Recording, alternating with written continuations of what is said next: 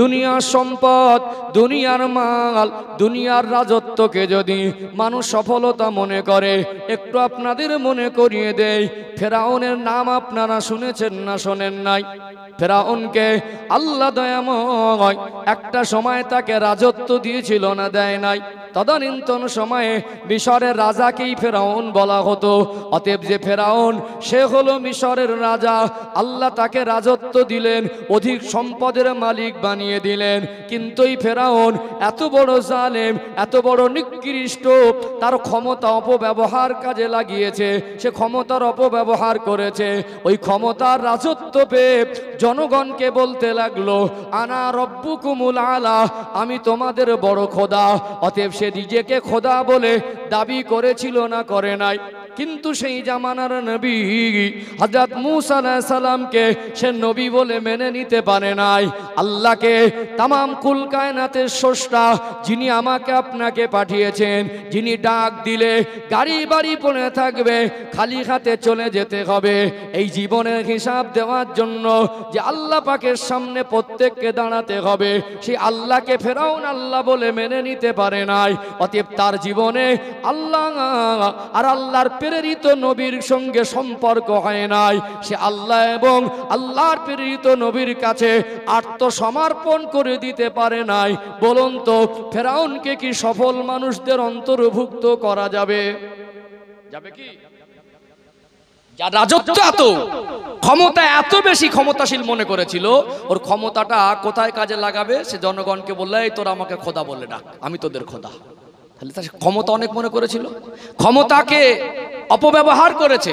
কিন্তু ওই মানুষটা এত সম্মান, রাজত্ব, এত ক্ষমতাশীল মনে করার পরেও সফল মানুষদের অন্তর্ভুক্ত হতে পারেনি।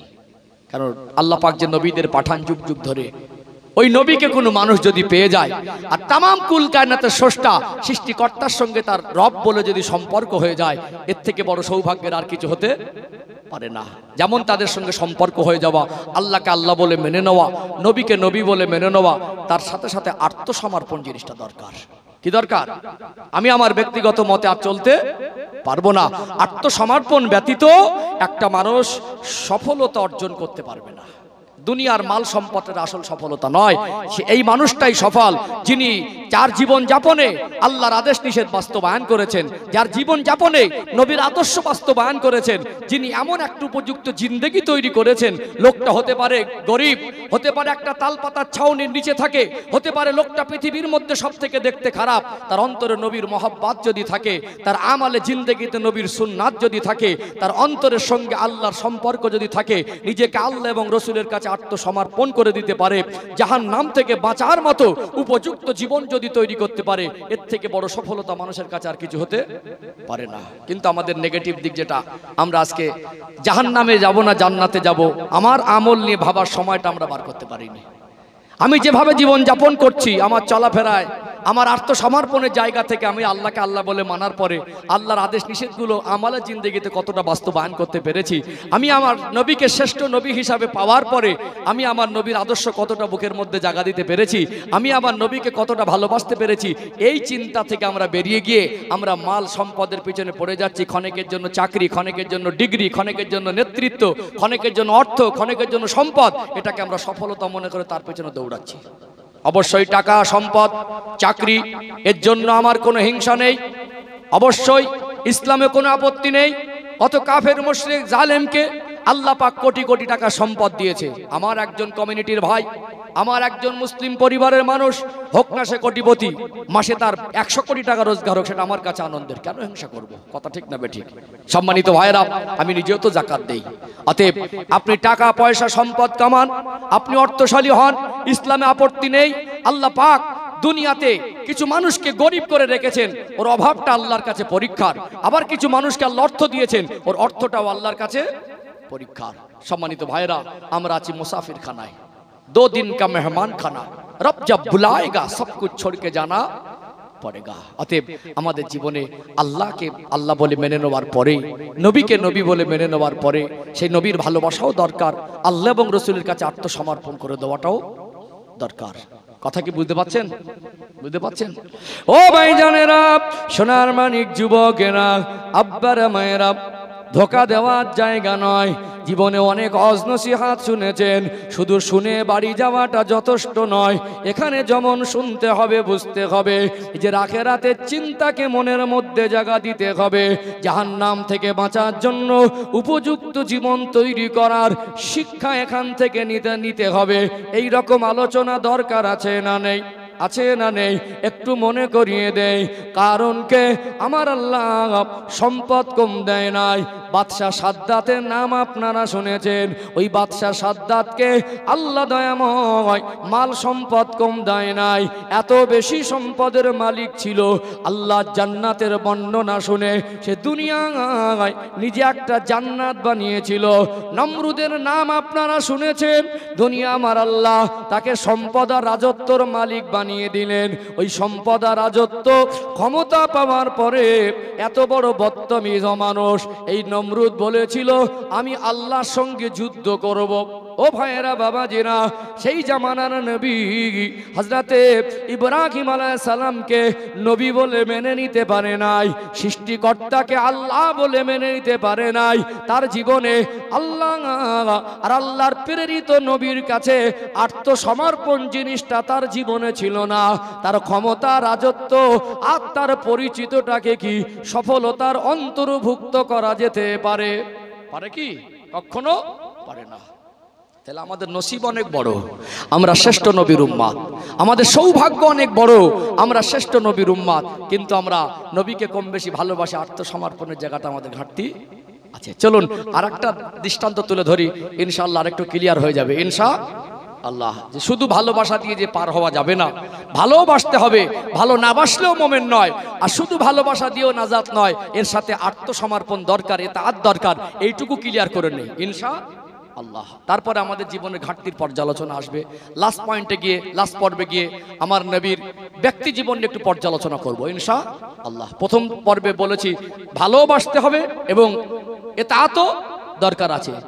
ভালোবাসবো ইতাআত করবো না, এটাও যেমন আল্লাহর পছন্দের নয়। আর ইতাআত করবো, ভালোবাসা থাকবে না, সেটাও প্রকৃত মুমিন হওয়া সম্ভব নয়। এই দুটো দিকটা ক্লিয়ার করে নেই। লাস্ট পর্বে ইনশাআল্লাহ নবী পাকের ব্যক্তি জীবনের পর্যালোচনা আসবো ইনশাআল্লাহ। অনেক মানুষ এসে গেছেন, আলহামদুলিল্লাহ। খুব সুন্দর পরিবেশ। একটা আওয়াজ দেন তো, নারী তাকবীর। খুব আওয়াজটা জোর করতে হবে এমন নয়, ভক্তির প্রতি জোর দেন। মাঝে মাঝে আল্লাহকে একটু ভক্তি ভরে ডাকতে হয়। আল্লাহকে বান্দা যখনই ডাকে আমার আল্লাহ তখন বান্দার ডাকে সাড়া দেয়। বলুন সুবহানাল্লাহ। মাঝে মাঝে আমরা আজকে সব কিছু ত্যাগ করে বসেছি, আমাদের গোনা আছে বটে, কিন্তু আজকে আমরা যে এই জায়গায় বসেছি আমার আল্লাহ আমাদের উপরে খুশি হয়ে গেছে। বলেন না সুবহানাল্লাহ। গোনা আমাদের যত বেশি হোক আল্লাহ দয়ার থেকে বেশি নয়। বান্দা যখন অনুতপ্ত হয়, বান্দা যখন নিজের গোনার জন্য আল্লাহর কাছে চোখের পানি ফেলে, বান্দা যখন ভীত সন্ত্রস্ত হয়, আল্লাহর কাছে মাফি চায়, আমার আল্লাহ বান্দার গোনার পরিমাণ না দেখে আল্লাহ রহমতের দরিয়া জোশ মেরে ওকে রহমতের কোলে উঠিয়ে নেয়। জোরে বলবেন না। আমাদের তো এই জবান থেকে আল্লাহ শব্দটাই শুধু বের হয় না, সব বের হয়। গালাগালি যখন দেয় তখন ভোল্টেজের কোনো কম থাকে না।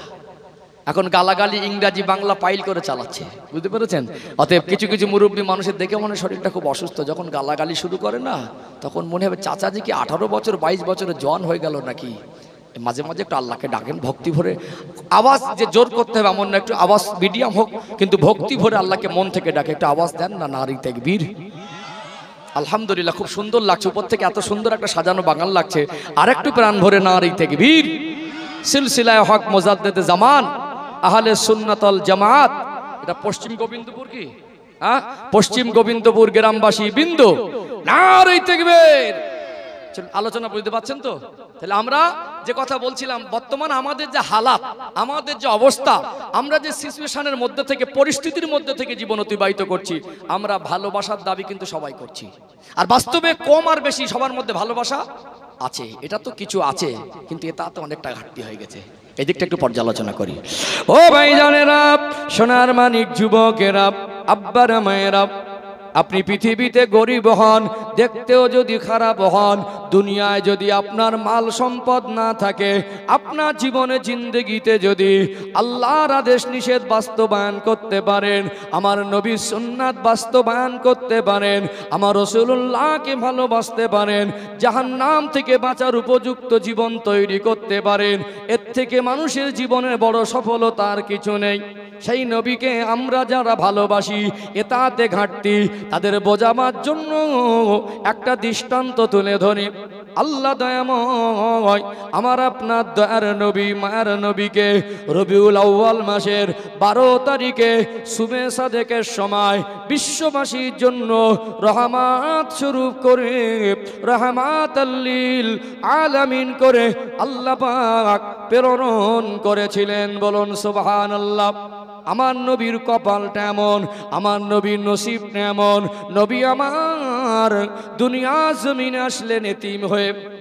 আব্বা কেমন হয়, আব্বার আদর কেমন, আব্বাকে আব্বা আব্বা বলে ডেকলে যে তৃপ্তি পাওয়া যায়, আমার নবীর জীবনে নসিব হয় নাই।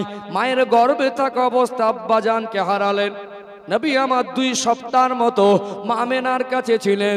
তদানীন্তন সময়ের নিয়ম অনুযায়ী দুধ পান করানোর জন্য মা আমেনার কাছ থেকে হ্যান্ডওভার হয়ে গেল, জায়গা পরিবর্তন হয়ে গেল, চলে গেল দুধমা হালিমার কাছে। আমার আপনার দয়ার নবী প্রথম শৈশব জীবনের 4টে বছর, শিশুকালের 4টে বছর অতিবাহিত করেছে আম্মা জান হালিমাতুস সাদিয়ার কাছে। 4 বছর হয়ে গেল, মক্কার জমিনে পুনরায় মা আমেনার কাছে ফিরে আসলেন।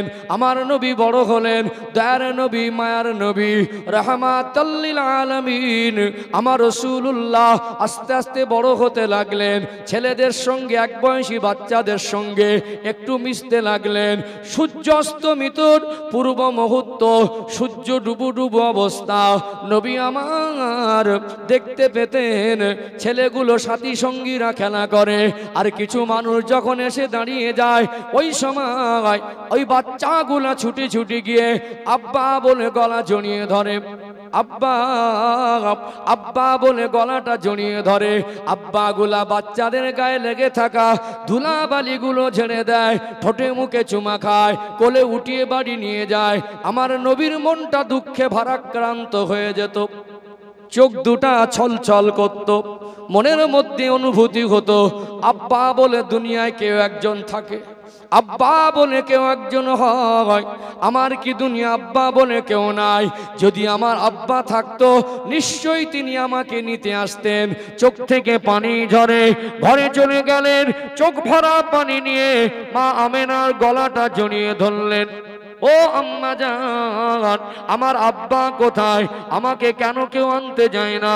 আমি কাকে আব্বা বলে ডাকবো? মা আমেনা বলতেন, আমার তার নবী মায়ের নবীর 5 বছর প্লাস বয়স, 6 বছরের কাছাকাছি বয়স, যখন আব্বার খোঁজ খবর নিত, আব্বার কাছে যাব বলে বারবার আমার কাছে বলতো, স্বামীর সেই স্বামী হারানো ব্যথাটা যেন আমার মনে উদয় হয়ে যেত। চোখ ভরা পানি নিয়ে আমার নবীকে বারে বারে সান্ত্বনা দিতেন, তোমার আব্বার কাছে একদিন তোমায় নিয়ে যাব।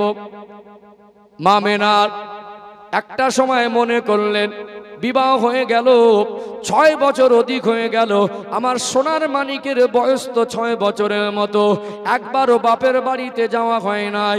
আল্লাহ নবীর নানার বাড়ি হলো ইয়াসরিব, বর্তমান সময়ে যেটা মদিনা শরীফ বলে জানি, এর পূর্বের নাম হলো ইয়াসরিব, পূর্বের নাম ইয়াসরিব। 6 বছর পার হয়ে গেল, একবার বাপের বাড়ি যাওয়া হয়নি। নবীজি দাদু আব্দুল মুত্তালিবের কাছে গেলেন। যেহেতু স্বামী মারা যাবার পরে তদানীন্তন সময়ের নিয়ম অনুযায়ী বৌমাকে বাপের বাড়ি পাঠিয়ে দেওয়া হতো। আব্দুল মুত্তালিব বলেছিল যে তুমি আমার মেয়ের মতো, তোমাকে আমি বাপের বাড়িতে পাঠাবো না। এই জন্য শ্বশুরকে সম্মান করতেন আব্বার মতো করে। গেলেন শ্বশুরের কাছে, গেল আব্বা জান, আমার তো বিবাহের হয়ে গেল, 6 বছর পার হয়ে গেল, একবারও বাপের বাড়িতে যাইনি, একটু যদি অনুমতি দিতেন বাপের বাড়িতে ঘুরে আসতাম। আর আমার নবীকে দেখে বলতে লাগলেন বারবার, এই বাচ্চাটা আমাকে আব্বা দেখবো বলে বিরক্তি করে, একটু আব্বার কবরটাও দেখে নিয়ে আসতাম, আর আমি আমার স্বামীর কবরটা একটু দেখে আসতাম। 2টো শর্ত দিয়েছিল আব্দুল মুত্তালিব, বলেছিল তুমি যেতে পারো, আমার এই সোনার মানিক দাদু ভাই অর্থাৎ আমার নবীকে নিয়ে তোমাকে মক্কায় ফিরে আসতে হবে। আর তুমি একা যেতে পারবে না বাচ্চাকে নিয়ে। প্রায় 400 কিলোমিটার এভারেজ রাস্তা, অনেক দূর না মক্কা থেকে মদিনা। উটের পিঠে সাওয়ার হয়ে যেতে গেলে কয়েকদিন সময় লেগে যেত। তো উম্মে আয়মানকে তুমি সঙ্গে নিয়ে যাও। তো এই দুটো শর্ত সাপেক্ষ রাজি হয়ে আল্লাহ নবীকে নিয়ে উম্মে আয়মানকে সঙ্গে নিয়ে চলে গেলেন বাপের বাড়ি। কয়েকদিনের রাস্তা অতিক্রম করে বাপের বাড়ি গিয়ে নবীজির আম্মাজান হযরতে আমিনার নসিবটা এমন, বাপের বাড়ি গিয়ে শুনলেন তার আব্বাও দুনিয়াতে নাই। একটা মেয়ে যদি স্বামী হারানোর পরে 6 বছর পরে বাপের বাড়ি গিয়ে শোনে আব্বা মরে গেছে, তার মনে দুঃখ কষ্ট বেশি হবে না কম হবে? জন্মদাতা বাপ একটা সাহারা, মনে করেছিলেন দীর্ঘদিন পরে আব্বার কাছে গিয়ে একটা সান্ত্বনা পাবো। সে আব্বা যে মারা গেল, মায়ের গলা জড়িয়ে ধরে বললেন, মা আমি তো খবরও পেলাম না, আর আশাও হয়নি। তখন এত উন্নত মানে যোগাযোগ ব্যবস্থা ছিল না যে খবর দেবে, খবর দেওয়ার মতো পরিস্থিতি তখন হয়নি। এই জন্য 1 মাস মতো বাপের বাড়িতে অবস্থান করেছিলেন, কেঁদে কেঁদে দিন রাত পার করতেন।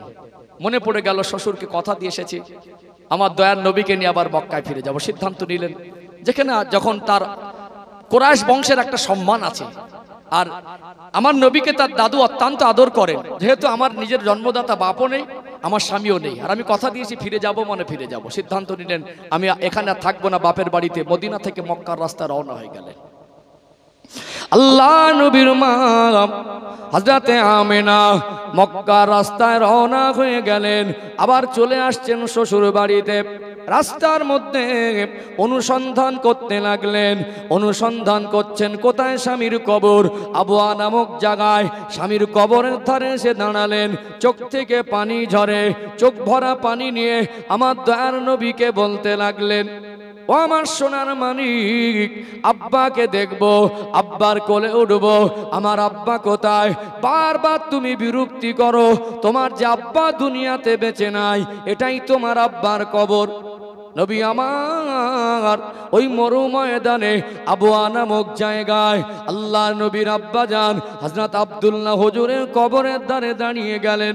চিৎকার মেরে মেরে কাঁদেন, আব্বা আব্বা আব্বা বলে ডাকতে থাকেন।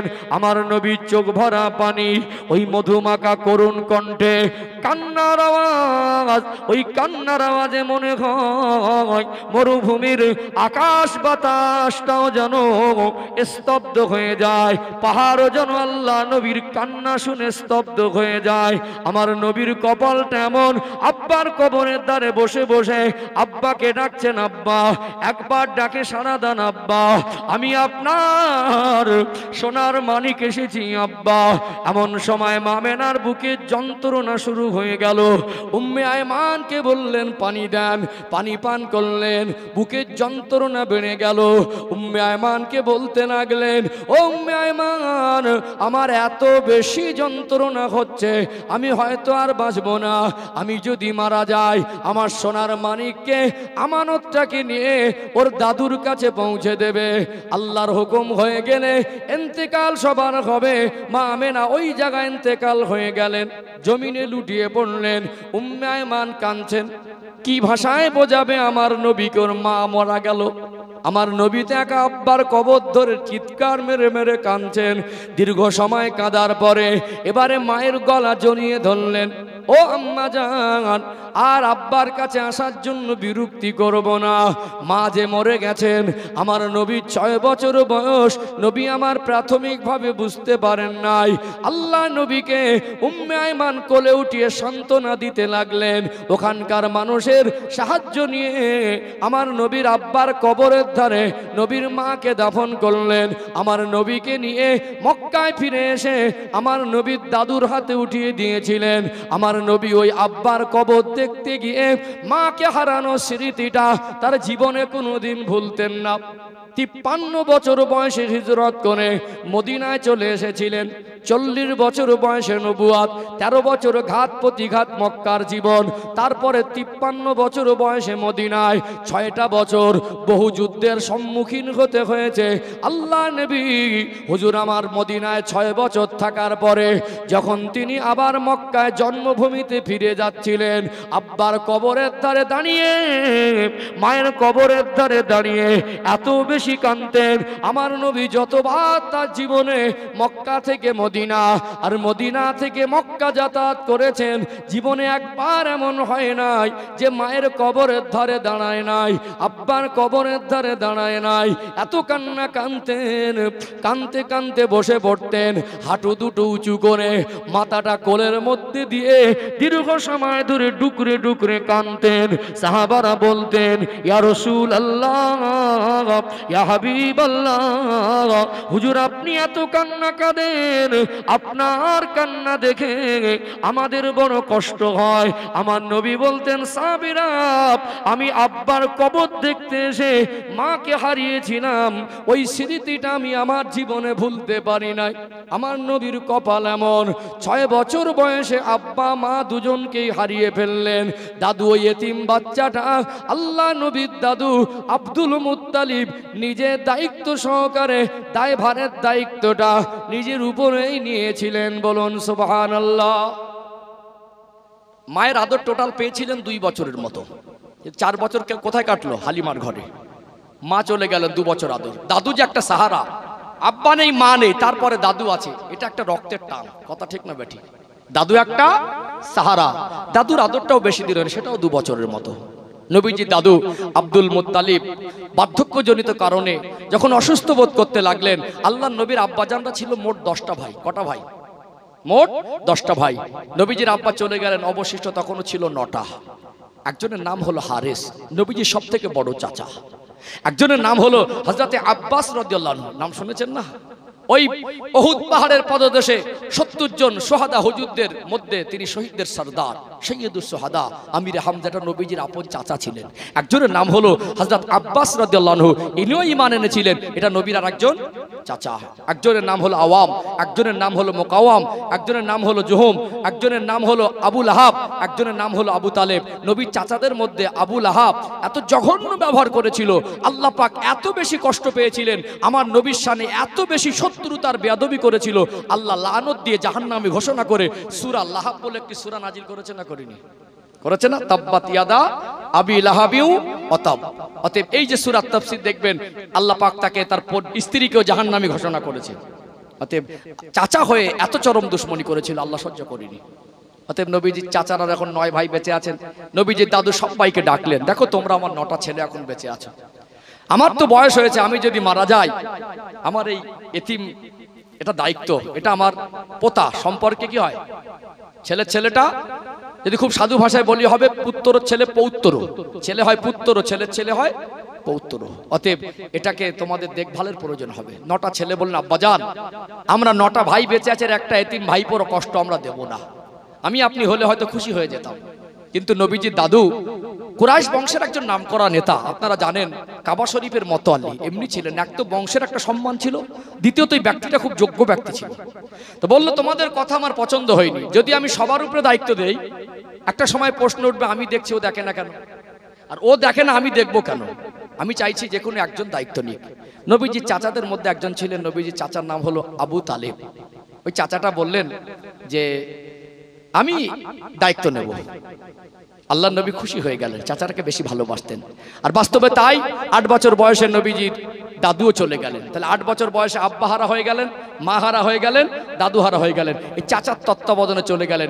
8 থেকে নবীজির বয়স যখন 50, তখন চাচা যান মারা যাচ্ছেন। তাহলে 42 বছরের সম্পর্ক। কত বছরের? 50 থেকে 8 বাদ দিলে 42 বছর। এই 42 বছর নবীজির চাচা আবু তালেব আমার নবীকে এত বেশি পরিমাণে ভালোবাসা দিয়েছে যে ভালোবাসায় কোনো রকম ঘাটতি খুঁজে পাওয়ার জায়গা নেই। কিন্তু নবীকে লালন পালন করে নিজের অর্থ রোজগার আল্লাহ রসুলকে খাইয়ে, আমার নবীকে কোলের কাছে ঘুম পাড়িয়ে, আমার নবীর পিছনে মেহনত করে ঠোঁটে মুখে চুমা দিয়ে ওই চাচা কিন্তু ঈমান আনেনি, ওই চাচা কিন্তু জান্নাতেও যেতে পারবে না।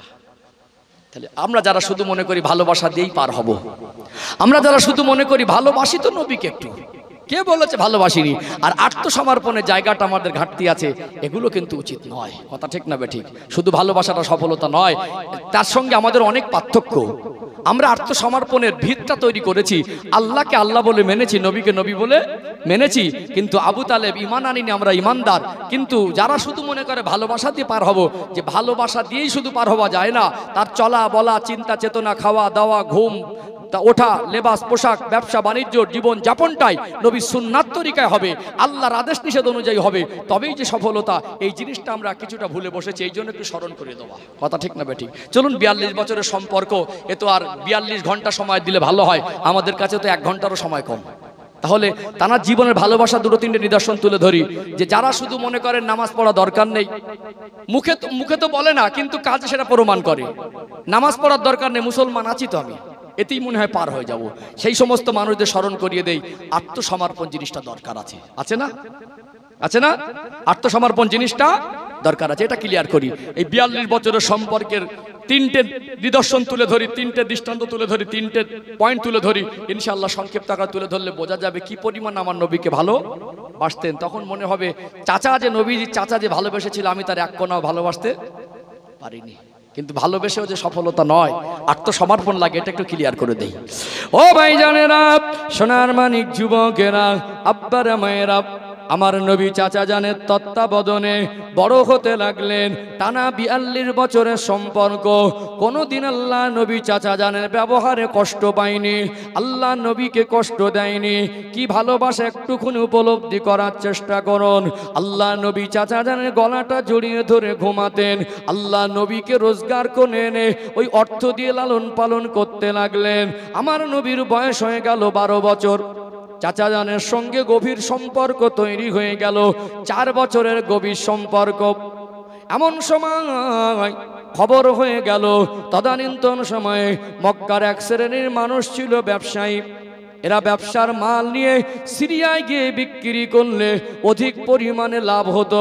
নবীজির চাচা আবু তালেবেও ছিল মক্কার বড় ব্যবসায়ী, মাল নিয়ে চলে যাবে একজন ব্যবসায়ীর আন্ডারে, কারোর কাছে 10টা 20টা 30টা 40টা 50টা পর্যন্ত উটের পিঠে মাল বোঝায়। প্রায় 2000 কিলোমিটারের মতো রাস্তা যাতায়াত, মাল বিক্রি করা 1.5 থেকে 2 মাস সময় নিয়ে বেরিয়ে যেত। আল্লাহ নবীর কাছে খবর হয়ে গেল চাচা জান ব্যবসার মাল নিয়ে সিরিয়ায় বিক্রি করতে যাবে। আমার নবী চাচা জানের কাছে চলে গেলেন, ও চাচা জান, আপনি ব্যবসার মাল নিয়ে সিরিয়ায় চলে যাবেন, 1 মাসের অধিক সময়, 1.5 মাসের অধিক সময় আমি কার কাছে ঘুমাবো, আমি কার কাছে থাকবো?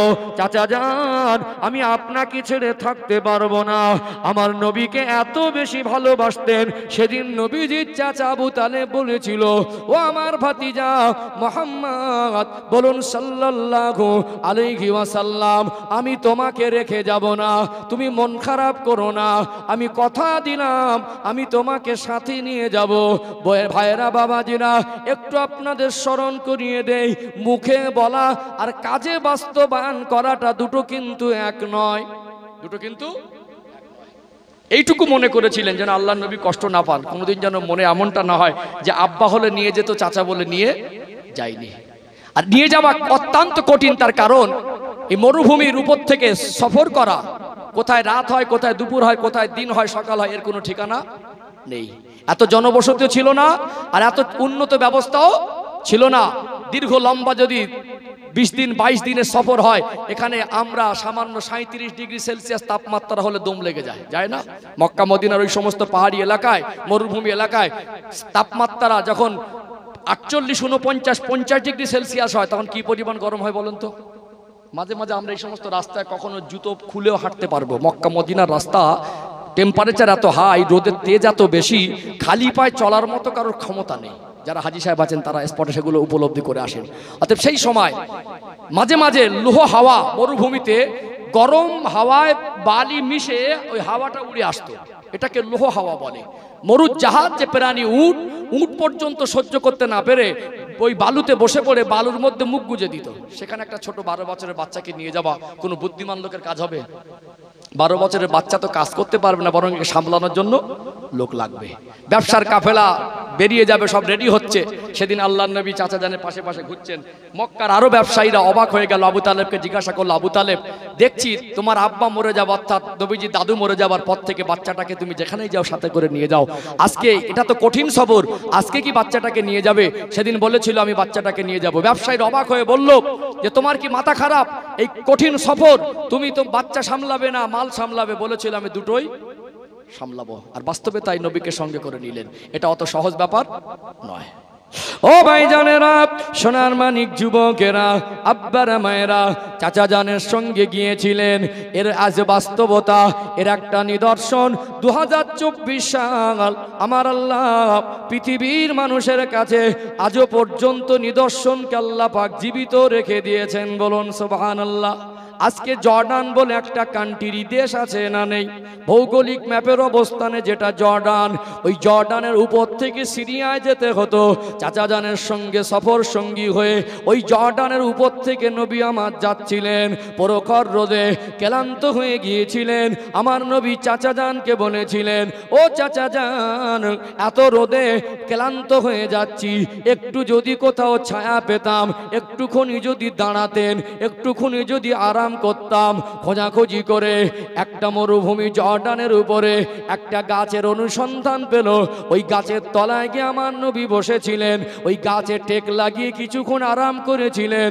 আল্লাহ দয়াময় আমার নবীর ছোঁয়ার বরকতে 2024 সাল জর্ডানের বুকে ওই গাছটাকে আমার আল্লাহ আজও জীবিত জিন্দা রেখে দিয়েছে। জোরে বলেন না সুবহানাল্লাহ। মাঝে মাঝে ফেসবুকে দেখবেন এটাকে সাহাবী গাছ বলে প্রচার করে। জর্ডানের মানুষ বলে শাজারাতুম মুবারাকা। তাহলে 12 বছর বয়সে চাচা যান সফর সঙ্গী হিসাবে নিয়েছিলেন।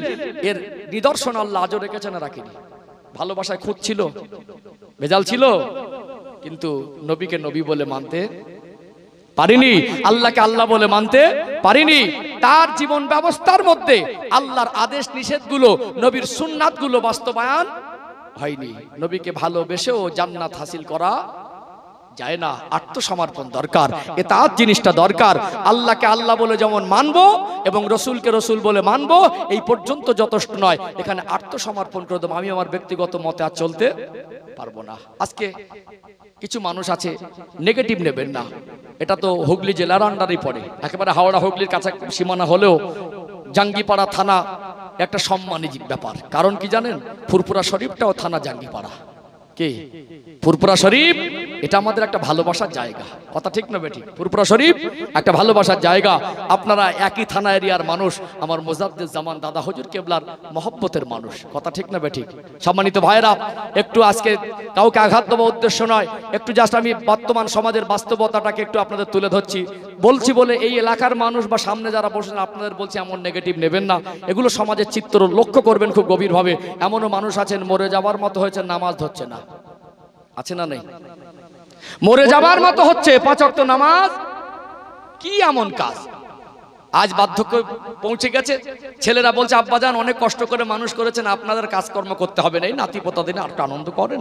ওই মানুষটা বুড়ো হয়ে গেলে এখনো মসজিদ মুখে যায় না। তার মানে বলতে চাচ্ছি আমি আল্লাহকে মেনেছি তো, নবীকে মেনেছি, আমার আর নামাজ দরকার নেই। একটা মা, বহু মানুষ আছেন আঘাত দেওয়া, আক্রমণ করা, ছোট বড় বলে অপমান করা, ইসলাম তো শিক্ষা দেয়নি। আপনারা বলুন, আপনারা আমার আব্বার মতো, আপনারা আমার দাদুর মতো, এই কথাটা আমি আপনার নিজের পোতা হলে, নিজের সন্তান হলে বলার হক রাখতাম না? আপনারা কেন দাঁড়িয়ে রাখছেন না? বলুন আপনারা কেন রাখছেন না? আমাকে উত্তর দিতে হবে না, আপনি আপনার নিজেকে জিজ্ঞেস করুন তো। আপনার তো পরিচয় আপনি শ্রেষ্ঠ নবীর উম্মত। দুনিয়াতে অনেকদিন দুনিয়াদারি করলেন, আজকে কেন আপনি মসজিদে আসতে পারছেন না? আজকে কেন আপনি আপনার চেহারার মধ্যে সুন্নাতটা বাস্তবায়ন করতে পারছেন না? রাখলে আপনার কি ক্ষতি হবে? অবাক হয়ে যায় মাঝে মাঝে। ছেলে মেয়ের বিবাহ দিল, বেই বাড়ি যাবে, বিন ফোন করছে ঘন ঘন, নতুন নতুন সম্পর্ক তো, একটু আসেন বেরিয়ে যান, নতুন বেই বাড়ি যাবে, একটু শ্বাসপাটের দরকার আছে, কেমন একটা লাগছে। এখন সকাল সকাল সেলুন দোকানে গিয়ে বলছে কোচি একটু ভালো করে ক্রিম দিয়ে একটু পরিষ্কার করে চেঁচে চুচে দাও। বিন বাড়ি যাবার জন্য সাজলেন, কবরে যাবেন, কবরের মধ্যে আমার রসুলের সঙ্গে দেখা হবে। আখেরাতে বিচারের দিনে যে নবীর সুপারিশই দরকার, যে নবীর সুপারিশ যারা আমরা গুনাহগার জান্নাতে যেতে পারবো না, সেই নবীর সামনে কি সুন্নাতটুকু জবাই করে দাঁড়াবেন না নিয়ে দাঁড়াবেন? রাগ করছেন মনে হয় নাকি? বিন বাড়ি যাবার জন্য সাজার প্রয়োজন হলো, আর আল্লাহর দরবারে যাব, আমার রবের কাছে যাব, আমার আল্লাহ তিনি পাঠিয়েছেন মেহমানখানায়, আল্লাহর আদেশ মেনেই জীবন যাপন করব। আমার রসুলের মহব্বতে সাহাবাদের কাতারে গিয়ে নবীর ভালোবাসা একটু দাঁড়াবো, তার একটা শ্বাসপাটের দরকার আছে না নেই? আছে না? তাহলে আমরা কতটা পিছিয়ে পড়েছি, তাঁতের জায়গা আমাদের ঘাটতি এসেছে না আসেনি? মুখে বলছি ভালোবাসি, কিছু মানুষের এমন চিন্তা হয়ে গেছে, সবাইকে না, কিছু কিছু মানুষের মনে করে আমি অনেক টাকা পয়সা সম্পদ রেখে যাচ্ছি, মরে যাওয়ার পরে একটা মিলাদ দিয়ে দেবে ছেলেরা, মরে যাওয়ার পরে একটা ভালো করে কলেমাখানি দিয়ে দেবে, মরে যাওয়ার পরে একটু কোরআন খতম করে দেবে, অতি হয়তো পার হয়ে যাব। ইসলামকে এই জীবন ব্যবস্থা আমাদের দিয়েছে। অবশ্যই কলেমাখানি করুন, অবশ্যই দোয়াখানি করুন, আব্বার নামে সাদগায়ে জারি হিসেবে মসজিদ মাদ্রাসায় দান খয়রাত করুন, কিন্তু আমি আমার বেঁচে থাকা অবস্থা, আমার জীবদ্দশায় আমি শুধু মুখেই আল্লাহকে স্বীকার করে নেবো, নবীকে স্বীকার করে নেবো। নবীর সুন্নাত মাথার চুল থেকে পায়ের নখ পর্যন্ত চিহ্ন পাওয়া যাবে না। আল্লাহর আদেশ নিষেধ আমার আমলে জিন্দেগিতে বাস্তবায়ন হবে না। আর আমার ছেলে নাতি পোতারা কিছু করে দেবে আর জান্নাতে যাব। ইসলাম কি আমাদের এই শিক্ষা দিয়েছে? না নিজের জীবনটাকে নিজে ইসলামের আলো আলোকিত করা দরকার আছে? কোনটা? একটু রেসপন্স দেবেন তো, রাগ করছেন নাকি? তাহলে কেন রাখতে পারছি না? এটা রাখলে আমার কি হবে? অবশ্যই রাখা দরকার আছে না নেই? এই খরচা, এই আমাকে এখানে এসে চেয়ারে বসিয়ে দেওয়া, আমার মুখ থেকে কথা শুনবেন, নবীর কথা বলবেন, ইসলামের কথা বলবেন, শরিয়াতের কথা বলবেন, এটাই তো শরিয়াতের কথা। রাগ করলে হবে না।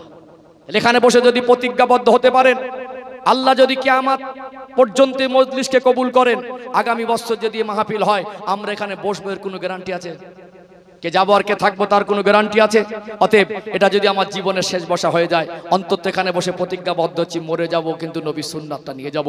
তবেই খরচা করা, তবে আলেমকে দাওয়াত করে আনা, আলেমের সামনে বসা, তবেই বিরিয়ানি রান্না করা তাবারক হিসেবে লাইটিং করে সাজিয়ে গ্রামবাসী নবী দিবসের দোয়া, তখন সত্য কথা হবে। কথা ঠিক না বেঠিক? অতএব আজকে আমার মুরব্বী বাবাজিদের বলি, বহু মানুষ মরে যায়, টাকা অনেক বেশি। একটা সময় ছেলেরা দোকানে গেল কাফন কিনতে, দোকানদার বলছে কিরকম দেবো, দামি না কমানোর দাবিটাই দাও। আতর গোলাপ পানি দিয়ে, বিদায় গোসল দিয়ে, কাফন পরিয়ে খাটিয়ায় শুইয়ে দেওয়া হলো, মুখটা চকচক করে, কিন্তু দাড়িটা নিয়ে যেতে পারলো না। সমাজের বহু নাম করা মানুষ, বহু গণ্যমান্য ব্যক্তি, তার মানে সমাজের মানুষ তাকে গণ্যমান্য হিসেবে মানে। সমাজের বহু ধনী মানুষ, চাকরিজীবী মানুষ, এরা সমাজের নেতৃত্ব দেয়, সমাজেরকে সম্মান করে, রেসপেক্ট করে, কিন্তু ওই মানুষগুলো চেহারা, মাথা চুল থেকে পান নখ পর্যন্ত দেখবেন সুন্নাতের আলামত পাবেন না। তার মানে নবীর ইতাআত, নবীর সুন্নাতের জায়গায় আমাদের ঘাটতি আছে না নেই? আছে না? আছে না নেই? আর একটা ভয়ঙ্কর যেটা রূপ আমি বর্তমান সময় দেখছি আমার যুবকদের মধ্যে, কিছু যুবক ছেলে দাড়ি রেখেছে, দাড়িটা সুন্নাতি দাড়ি না, এদিক থেকে half inch half inch half inch, সেখানে 1 ইঞ্চি। ও পৃথিবীর মানুষকে বুঝিয়েছে, সমাজকে বুঝিয়েছে। কিছু মানুষ দাড়ি রাখার ক্ষেত্রে অনেক সময় বললে না ওজোর দেখায়, যদিও আমার রসুলের মহব্বতের কাছে ওজোর আপত্তি দেখানো উচিত নয়। তারপরে কেউ না কেউ কোনো ওজোর দেখায়, কিন্তু আজকে সমাজে যে সমস্ত যুবকরা এই দাড়ির কাটিং পাল্টে দিয়েছে, হাফ ইঞ্চি এদিকার মাঝে 1 ইঞ্চি, এরা কিন্তু পৃথিবীকে, সমাজকে বুঝিয়েছে যে আমি দাড়ি রাখতে পারি, আমার অসুবিধে নেই, কিন্তু রাখবো আমার নবীর মহব্বতে নয়, নবীর সুন্নাত হিসাবে নয়, রাখবো দুনিয়ার খেলোয়াড় বা প্লেয়ারের অনুসরণে। এটা অত্যন্ত দুঃখজনক, ভয়ঙ্কর একটা চিত্র। কারণ আজকে যদি আমার নবীর আদর্শ বাদ দিয়ে অন্য কোন আদর্শকে, অন্য কোন ব্যক্তির আদর্শকে বুকের মধ্যে জায়গা দিয়ে গর্ববোধ করে, এর দ্বারা ওর কর্ম দ্বারা প্রমাণ হয় নবীর থেকে ওই মানুষটাকে অন্তরে প্রাধান্য বেশি দিল। কথা ঠিক না বেঠিক? মান তাশাব্বাহা বিকওমিন ফাহুয়া মিনহুম, যে ব্যক্তি যার অনুকরণ করবে, আল্লাহ রাসূল বলছেন তার সঙ্গে তার হাসর হবে। তুমি শ্রেষ্ঠ নবীর উম্মত, হে যুবক, তুমি শ্রেষ্ঠ নবীর উম্মত। আল্লাহ তোমাকে কুকুর আর বাঁদর করে পাঠাতে পারতেন, আল্লাহ তোমাকে জালেম মুশরিক বেঈমানের ঘরে পাঠাতে পারতেন, আল্লাহ তোমাকে অন্য কোন নবীর উম্মতে দলভুক্ত করে দিতে পারতেন। আল্লাহর মেহেরবানি, তোমার প্রতি আল্লাহর করুণা, তোমার প্রতি আল্লাহর অপরিসীম দয়া, আল্লাহ দয়া করে, মায়া করে, মেহেরবানি করে তার প্রিয় হাবিব সৃষ্টি জগতের মধ্যে আল্লাহ যাকে শ্রেষ্ঠ করেছেন, সেই প্রিয় নবীর উম্মতে দলভুক্ত তোমায় করেছে। আর তুমি সেই নবীর উম্মত হওয়ার পরে মুখেই শুধু বলবে আমি শ্রেষ্ঠ নবীর উম্মত, আর তোমার কর্মের দ্বারা তুমি প্রমাণ করবে দাড়ি রাখতে পারে, আমার অসুবিধে নেই, সেই নবীর আদর্শ আমি ফলো করব না, আমার আদর্শটা অন্য কেন খেলোয়াড় বা প্লেয়ারের হবে, এটা আল্লাহর কাছে পছন্দের হতে পারে না। তওবা করো, ফিরে এসো, ডাকতে যদি হয় রাসূলুল্লাহ সুন্নাত হিসাবে রাখো, ওটা আল্লাহ যদি কবুল করে নাজাতের ওসিলা হয়ে যাবে। বলুন সুবহানাল্লাহ। আলোচনায় কষ্ট পাচ্ছেন নাকি? রাগ করছেন নাকি? হ্যাঁ, আমাদের আমলে জিন্দেগির ঘাটতি আছে না নেই?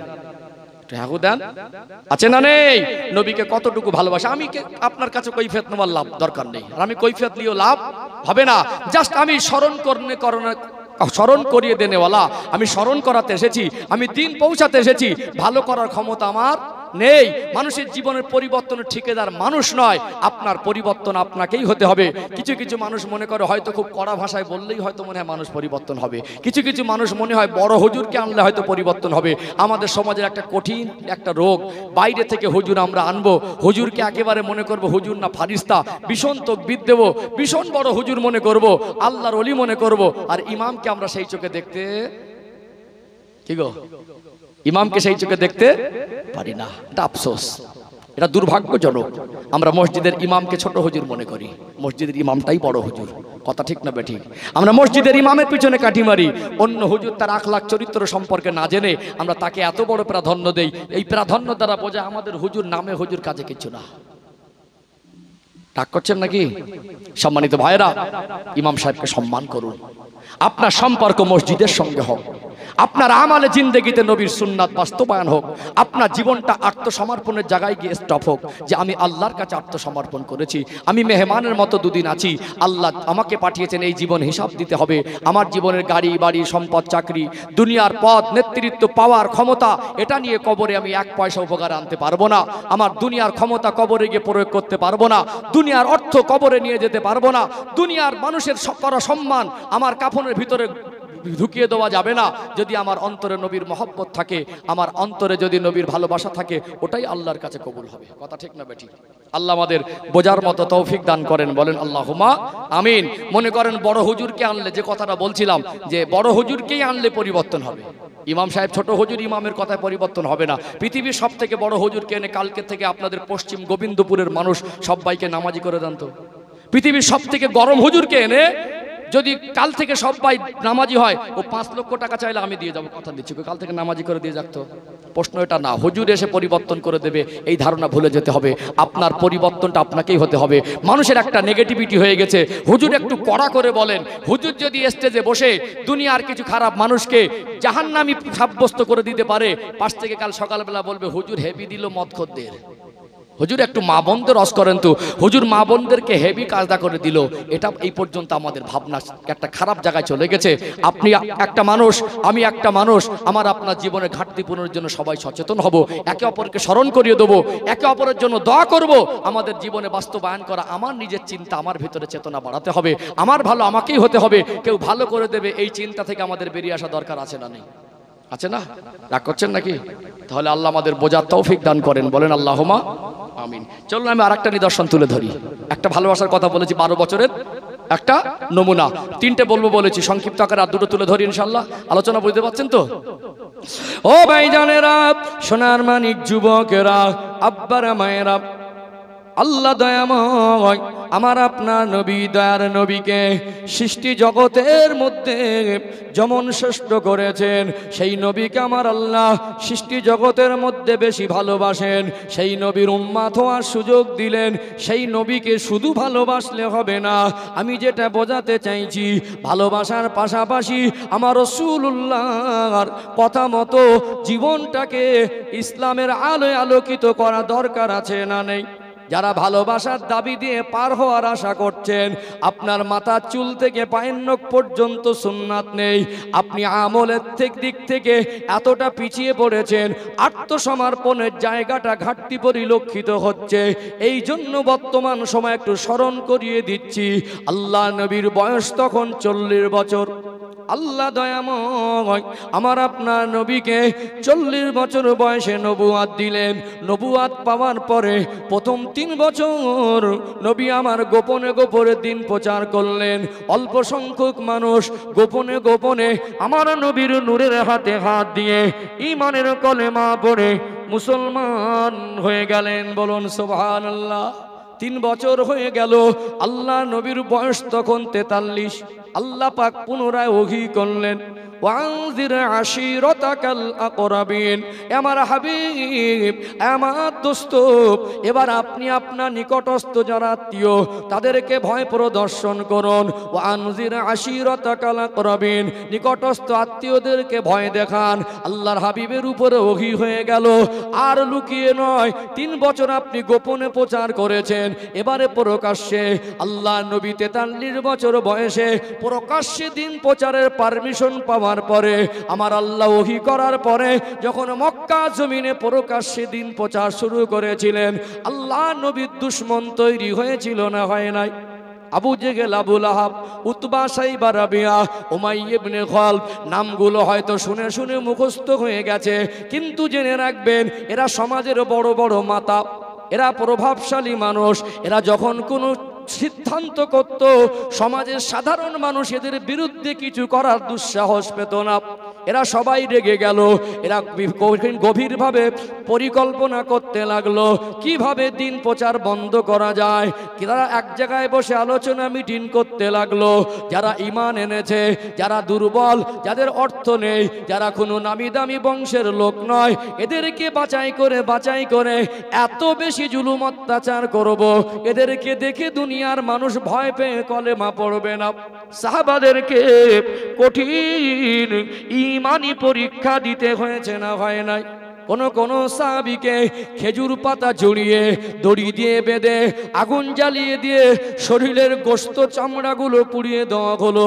বেলাল রাদিয়াল্লাহু আনহুর উপরে যে জুলুম অত্যাচার হয়েছিল আপনাদের তো জানা আছে। কোন সাহাবীকে শহীদ করে দেওয়া হলো, কিন্তু তারা জান দিয়ে দিয়েছে, আল্লাহ আর রসুলকে তারা ভুলে যায় নাই। একটা সময় তারা দেখলো জুলুম অত্যাচার করে কোনো রকম রুখে দেওয়া যাচ্ছে না। নবী আমার কিছু সাহাবীকে বললেন, গোপনে গোপনে ডাকলেন, ও বাবা সাহাবীরা, বৃহৎ শক্তি নিয়ে ওদের এই রকম পরিস্থিতিতে ওদের সঙ্গে মোকাবেলা করার মতো উপযুক্ত পরিবেশ তৈরি হয়নি। তোমাদের উপরে জুলুম অত্যাচার হয়, আমি রাসূলুল্লাহর বড় কষ্ট হয়, তোমরা চলে যাও, আবিসিনিয়ায় চলে যাও। আল্লাহ নবীর কিছু সাহাবীরা আবিসিনিয়ায় চলে গিয়েছিল। আবিসিনিয়ার বাদশা নাজ্জাশী ছিল ন্যায়পরায়ণ বাদশা। একটা সময় কাফেররা আলোচনা করতে লাগলো, নবীজির চাচা আবু তালেব তো আমাদের অন্তর্ভুক্ত, এখন যদি নবীজির উপরে, আমার রাসূলুল্লাহর উপরে বড় কিছু করতে চায়, নবীজির চাচা তো একবার প্রশ্ন তুলবে, ও তো আমার ভাইপো, আমি ওকে সন্তানের মতো করে লালন পালন করেছি, আমি যে গার্জেন, তোরা আমায় কেন জানালি না? এই রকম প্রশ্ন উঠতে পারে। এই জন্য মক্কার বড় বড় কাফেররা সবাই আবু তালেবের কাছে এসে আল্লাহ নবীর বিরুদ্ধে নালিশ করেছিল না করে নাই? করেছিল না করে নাই? আবু তালেব একটা সামাজিক চাপে পড়ে গেল। ওটা তদানীন্তন সময় এবং সিচুয়েশন অনুযায়ী ওটা একটা সামাজিক চাপ। বড় বড় প্রভাবশালী সমাজের মানুষ সব এসে আবু তালেবকে বলে, দেখো আবু তালেব, তুমি তো মুসলমান হইনি আর আমরা তো হইনি, তোমার ভাইপোকে তুমি এই 43-44 বছর কাছে রাখছো, তার মানে 8 বছর বয়সের চাচা জানের তত্ত্বাবধানে, 8 বাদ দিলে 35-36 বছরের মতো একটা গভীর সম্পর্ক। এমন কোনো আচরণ, এমন কোনো ভাবে কথা বলতেন না যে চাচা জান কষ্ট পাবে। সন্তানের মতো যেমন ভালোবাসতেন, নবীও তেমন আব্বার মতো করে সম্মান করতেন। তোমার ভাইপো যা করছে, বলো একদিন আমাদের নেতৃত্ব, আমাদের দাদাগিরি সমাজে চলবে? বলে চলবে না। তাহলে কি চায় জিজ্ঞেস করো, কি দাবি করে জিজ্ঞেস করো, আমরা সব শর্ত মেনে নেবো, একটা শর্ত, কলেমা যেন প্রচার না করে। নারী চায়, অর্থ চায়, নেতা হতে চায়, ওকে আমরা নেতা বলে মানবো, কিন্তু কলেমা প্রচার করলে হবে না। এটা সামাজিক চাপ। কি চাপ? ঠিক আছে, তুই আর আমি তো একই ব্যাপার, তোরা আমরা একটা একসঙ্গে গভীর সম্পর্ক, প্রভাবশালী মানুষের একটা সম্পর্ক থাকে। আমার ভাইপো যদি সন্ধ্যাবেলা আসে, ওকে বুঝিয়ে দেখি কি হয়, কালকে রেজাল্ট জানাবো। নবী আমার সন্ধ্যাবেলা ঘরে ফিরলেন। আল্লাহ নবীর চাচা আবু তালেব আমার নবীকে ডাক দিলেন, ও আমার ভাতিজা মুহাম্মদ সাল্লাল্লাহু আলাইহি ওয়াসাল্লাম, তুমি তো ভালো করে জানো বর্তমান মক্কার পরিবেশ, সিচুয়েশন সব তোমার দুশমন হয়ে গেছে। আমার কাছে ওরা এসেছিল, ওরা নালিশ করে গেছে, তুমি কি দিন প্রচারটা বন্ধ করে দিলে হয় না? তোমার জন্য আমি সামাজিক চাপে পড়ে গেলাম। এতটুকু শুনবার পরে আল্লাহর নবীর চোখে পানি। ও চাচা জান, আমার আব্বা জানের কথা আজকে মনে পড়ে যাচ্ছে, আমার মায়ের কথাটা আজকে আমার খুব মনে পড়ছে। আজকে আমার মনে হয় আমার আব্বা আব্দুল্লাহ যদি বেঁচে থাকতেন, আমার মা মেনা যদি বেঁচে থাকতেন, মক্কার সব মানুষ আমার পাশ থেকে সরে গেলে আমার আব্বার মা আমার পাশ থেকে সরে যেত না। চাচা জান, আপনি আমাকে এতদিন সন্তানের মতো করে লালন পালন করেছেন, আপনি আমার জন্য সামাজিক চাপে পড়ে যাবেন। ও চাচা জান, আপনি যদি চলেও যান আমার কোনো দুঃখ নাই, আমি দুনিয়ার নেতৃত্ব, দুনিয়ার নারী আর অর্থ চাই না। আল্লাহ দয়াময় আমাকে মহান দায়িত্ব দিয়েছেন দিন প্রচারের। চাচা জান, আপনিও চলে যান, তবে আমি মনে করব আজ থেকে আমার দুনিয়ায় কেউ নাই, তবে আমি আল্লাহর দেওয়া দায়িত্ব থেকে, দিন প্রচার থেকে এক মুহূর্ত বিরত থাকতে পারবো না। জোরে বলেন না। নবীজির এই চোখ ভরা পানি দেখে সেদিন চাচা মনে মনে করেছিল আজ আব্বার কথাটা মনে করছে, আব্বা যদি থাকতো, মা যদি থাকতো, সবাই সরে গেলে আব্বা মা সরে যেত না। তাহলে আজকে মনে করছে আমি চাচা হয়ে কেউ এতদিন দেখে ভালোবাসেনি। সেদিন নবীজির ভালোবাসায় বলতে বলতে বলে ফেলেছিল, বাস্তবে সেটা বলেছিল, যাও তুমি আজ থেকে চোখের পানি মুছে নাও, দিন প্রচার করো, আমি আবু তালেবের গায়ে এক ফোঁটা রক্ত থাকতে তোমার উপর আঘাত আসতে দেবো না। বলুন না। ওই দুঃসময় চতুর্দিকে দুশ্মনে ভরা সমাজের প্রভাবশালী মানুষরা আমার নবীকে মেরে ফেলার চক্রান্ত করছে, আর সেই সময় সামাজিকতার বিরুদ্ধে একা বেরিয়ে এসে নবীর পাশে এইভাবে সাপোর্ট দেওয়া, এর দ্বারা বোঝা যায় ভালোবাসায় কোনো ঘাটতি ছিল না। ইতিহাস পড়বেন, আল্লাহর নবীর বয়স 47, এই 3 বছর গোপনে 43 বয়স থেকে 47, 4-5টা বছর বহু ঘাত প্রতিঘাত। মক্কার মানুষ জুলুম অত্যাচার কম করেনি। একটা সময় মক্কার মানুষ যখন সব পরিকল্পনা করে ইসলামের আলো নিভাতে পারছে না, আমার নবীকে দমিয়ে রাখতে পারছে না, সাহাবাদের জুলুম অত্যাচার করে শহীদ করে আমার রসুলের থেকে মানুষকে আলাদা করতে পারছে না, তারা বলল এদেরকে জব্দ করতে গেলে এদের লুকিয়ে লুকিয়ে গোপনে কতটা মুসলমান হচ্ছে সেগুলো হিসাব করে বের করা দরকার। আর একটা কাজ করতে হবে, এদের সঙ্গে সব সম্পর্ক ছিন্ন করে দেবো। একটা জায়গায় মিটিং করলে একটা কাগজে লিখছে, এই কাগজটাকে কাবা ঘরের দেয়ালে ঝুলিয়ে দেওয়া হচ্ছে। আল্লাহর কাবা ঘরকে সামনে রেখে, মূর্তিকে সামনে রেখে মক্কার কাফেররা সব মানুষদের নিয়ে ওখানে তারা কসম করছে, ওখানে তারা প্রতিজ্ঞাবদ্ধ হচ্ছে, আমরা যারা ঈমান এনেছে, যারা মুহাম্মদুর রাসূলুল্লাহ সাল্লাল্লাহু আলাইহি সাল্লামের অনুসারী হয়েছে, আজ থেকে এদের সঙ্গে সমস্ত সম্পর্ক ছিন্ন করলাম। যার অর্থ আমরা তাদের কাছে কোনো মাল বিক্রি করব না, তাদের থেকে কোনো মাল আমরা কিনবো না, আমরা তাদের সঙ্গে কথা বলবো না, তারা আমাদের সঙ্গে কথা বলতে পারবে না, আমরা যেখানে থাকবো তারা সেখানে আর থাকতে পারবে না, আর তারা যেখানে থাকবে আমরা সেখানে যাব না। এর দ্বারা সাহাবাদের কঠিন পরীক্ষার সম্মুখীন হতে হলো। কারণ এমনও সাহাবী ছিলেন হয়তো বা নবী বলেছিলেন এক্ষুনি প্রকাশ্যে আসার দরকার নেই, তোমার উপরে জুলুম অত্যাচার হবে। যখন নবীকে বয়কট করে দেওয়া হলো, আমার রাসূল আর সাহাবাদেরকে বয়কট করে দেওয়া হলো, এখানে একটা বাড়িতে 5-7 একজন ঈমানে চলে, ওদেরকে ছেড়ে নবীর কাছে চলে আসতে হবে কি হবে না? আমার নবী আর সাহাবার এক জায়গায়, আর আমি মার খাবার ভয়ে রসুলের মহব্বত ভুলে এদের সঙ্গে গা মিলিয়ে চলবো, আমি তোদের দলে, এ কি মুসলমান হওয়া যাবে? কথা বুঝতে পারছেন না? তাহলে এখানে এদের প্রশ্ন হচ্ছে, বিবি ছাড়তে হবে, বাচ্চা ছাড়তে হবে, মা ছাড়তে হবে, ব্যবসা ছাড়তে হবে, সম্পদ ছাড়তে হবে, দাবি ছাড়তে হবে, সর্বস্ব ত্যাগ করে এক রাসূলুল্লাহর দিকে যেতে হবে, আর এক না এদের সঙ্গে মিলে চলতে হবে। কঠিন পরীক্ষা। সেদিন সাহাবারা বলেছিলেন, ইয়া রাসূলুল্লাহ, আমরা আমাদের জীবনে সর্বস্ব ত্যাগ করতে পারি, আল্লাহকে রাসূলকে ত্যাগ করতে পারবো না। জোরে বলবেন না। আন-নাবিয়্যু আওলা বিল মুমিনিনা মিন আনফুসিহিম। আল্লাহ কোরআনে এমনি বলেননি, সাহাবাদের আমলগুলো দেখবেন অঙ্কে অঙ্কে মিল পাবেন। আন-নাবিয়্যু আওলা বিল মুমিনিনা মিন আনফুসিহিম, সূরা আল আহজাবের 6 নম্বর আয়াত। আল্লাহ বলছেন মুমিনদের কাছে আমার রাসূল তাদের নিজেদের থেকেও অধিক ঘনিষ্ঠ। বলুন না সুবহানাল্লাহ। ভালোবাসার মাত্রা বুঝতে পারছেন? নবী আর সাহাবারা কোথায় যাবেন? চলে গেলেন শিয়াবে আবু তালিব নামক একটা পাহাড়ের গুহায়। 3টে বছর এত কষ্টের সঙ্গে পার করেছিলেন। খাদ্য যা ছিল কদিন চলবে। আজকে আপনাদের গ্রাম নিয়ে ভাবুন তো, উন্নতির যুগে আগে তো মানুষের বাড়ি এত জমা থাকতো না, এখন মানুষ টাকার বলে কিছু চাল স্টক করে রাখে, কিছু খাবার তেল স্টক করে রাখে, তারপরেও 1 বছর কি চলবে?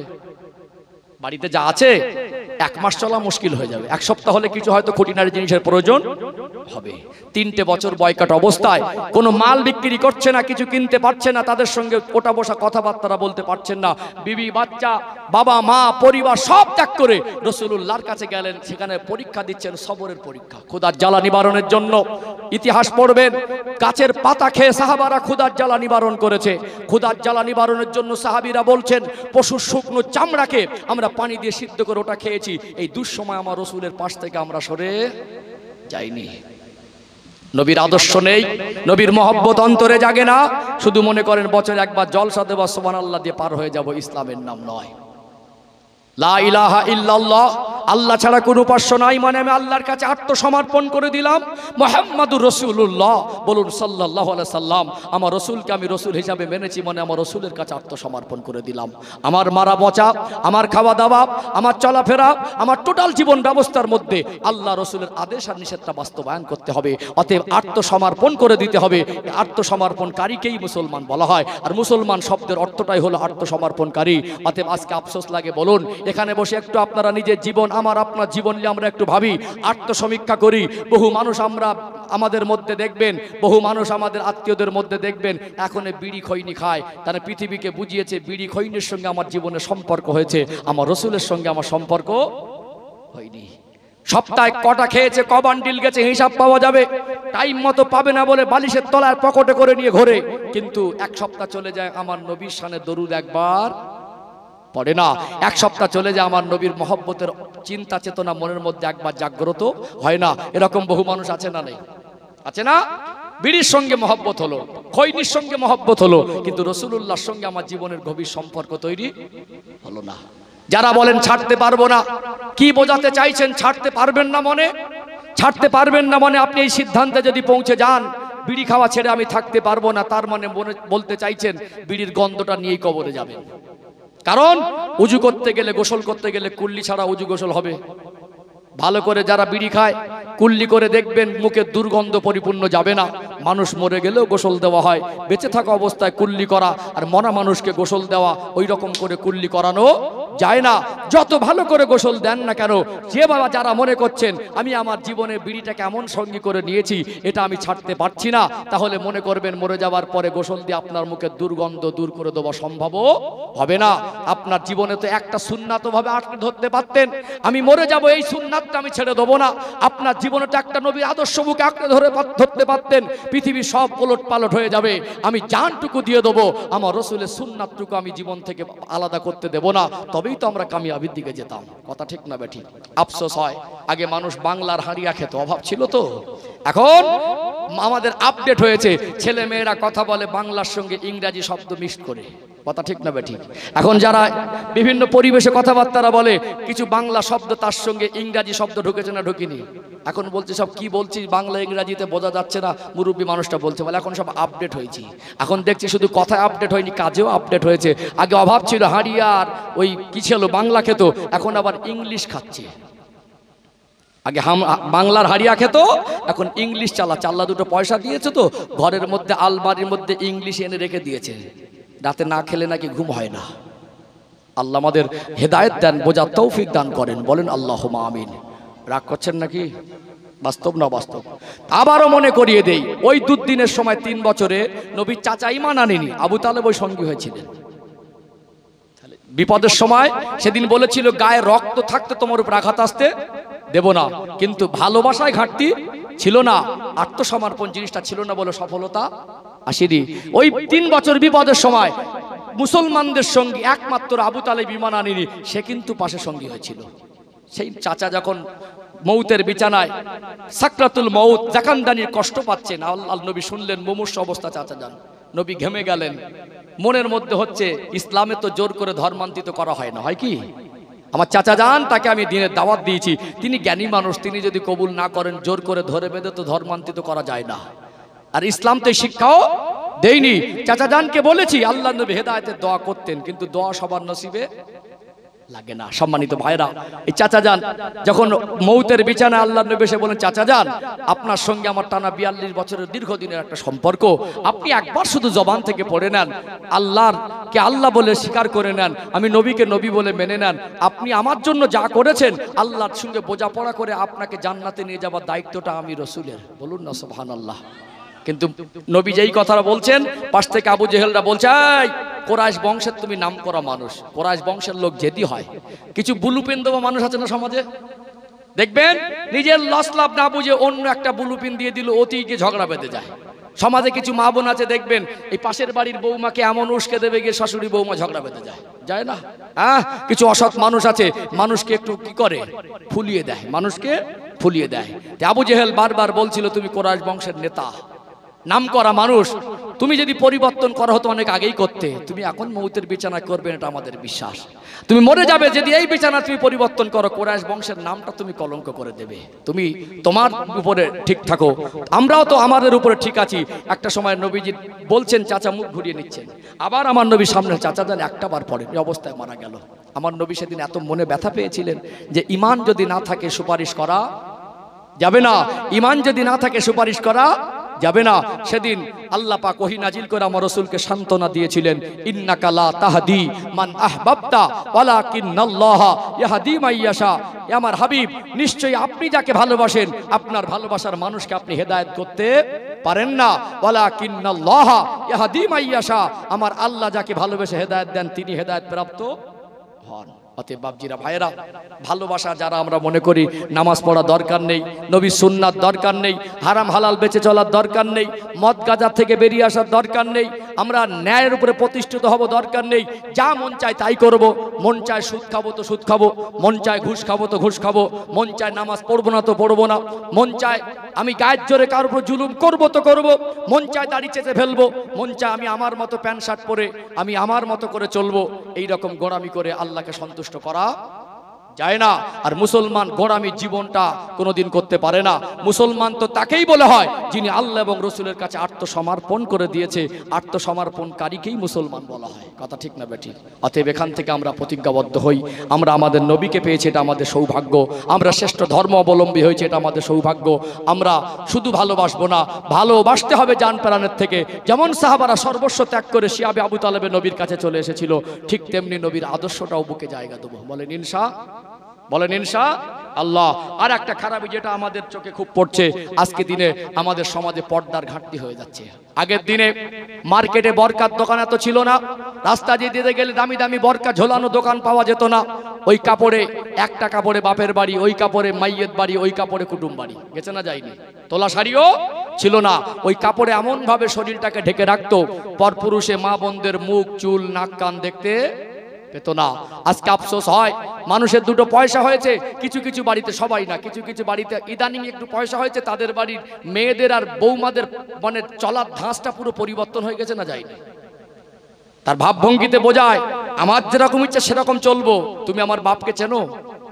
এই তুই বল আর কে, আমার যা ইচ্ছা আমি তাই করবো, এরকম একটা ভাষায় না বললে কর্ম দ্বারা বোঝাতে চায়। পয়সা হয়েছে, বউদের স্ত্রীদের কাপড়গুলো পাতলা হয়ে গেছে, কাপড়টা পরলেও শরীর দেখা যায়, মেয়েদের কাপড়গুলো আস্তে আস্তে শর্ট হয়ে যাচ্ছে, যাচ্ছে না যায় না, প্রতিবাদ নেই। দেখবেন একটা মানুষ বিয়ে বাড়িতে গিয়ে দেখবেন, বিয়ে বাড়ি বরযাত্রী এত মহিলারা যেত আগে, এত জ্ঞানীগুণী বাড়লো, এত বুদ্ধিমান বাড়লো, মানুষ এত চালাক হলো, এত শিক্ষিত হলো, এত আপডেট হলো, মহিলাদেরকে ঘর থেকে টেনে অন্যের পরপুরুষের চোখের নেশার খোরাক বানাচ্ছে না বানায় না?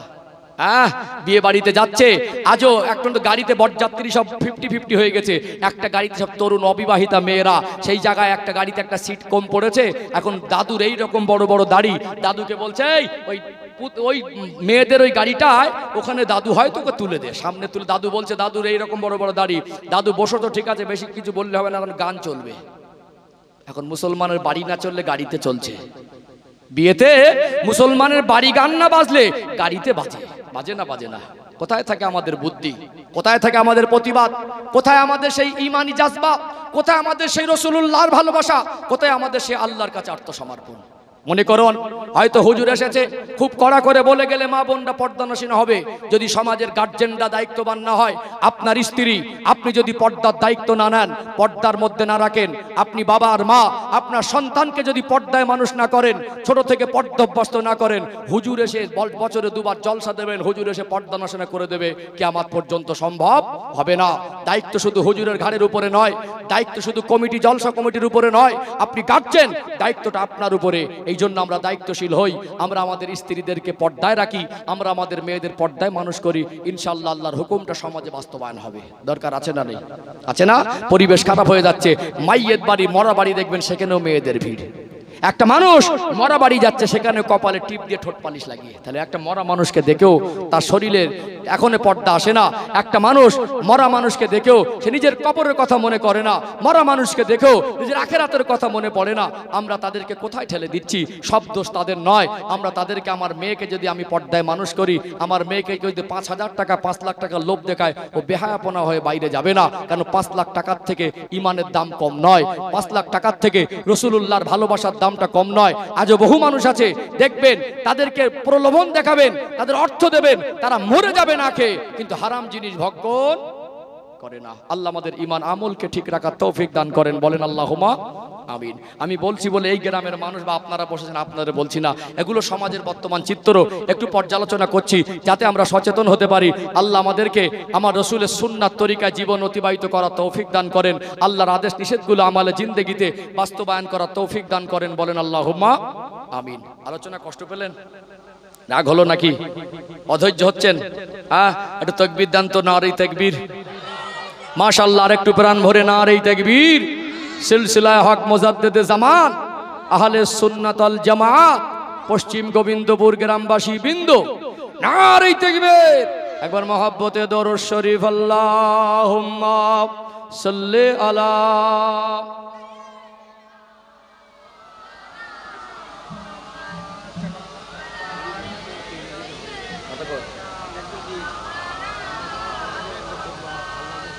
ওটাই বলেছি, বলে দিয়েছি, না জানাতেই বলে দিয়েছি। পর্দার বিষয়ে বলছিলেন।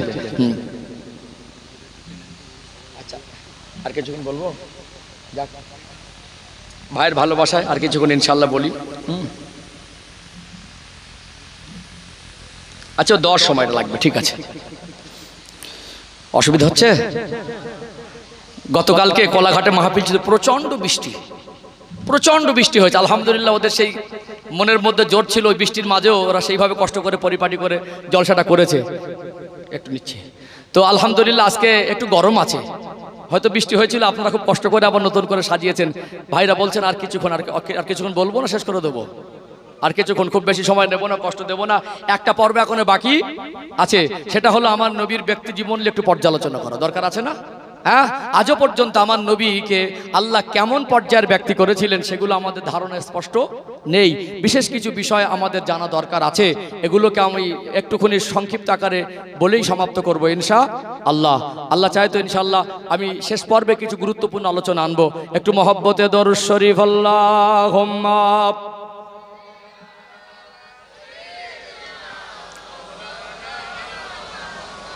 ওয়ালা আলি সাইয়্যিদিনা हब अहमद जुल्ही सीने में है, मैं हूँ मेरा दिल मदीने में है। फूल तो फूल काटूं क्या हुस्न है, लुत्फ जन्नत से बढ़कर मदीने में है। अल्लाहुम्मा सल्ली अला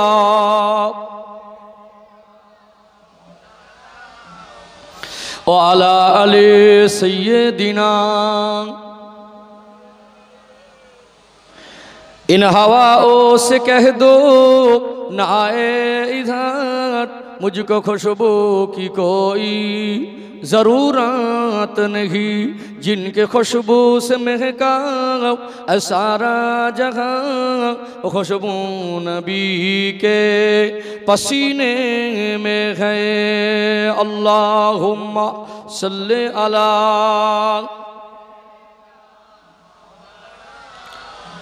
व अला अली सय्यिदिना। একটু জিকির করেন লা ইলাহা ইল্লাল্লাহ, লা ইলাহা ইল্লাল্লাহ, লা ইলাহা ইল্লাল্লাহু মুহাম্মাদুর রাসূলুল্লাহ। আল্লাহুম্মা সাল্লি আলা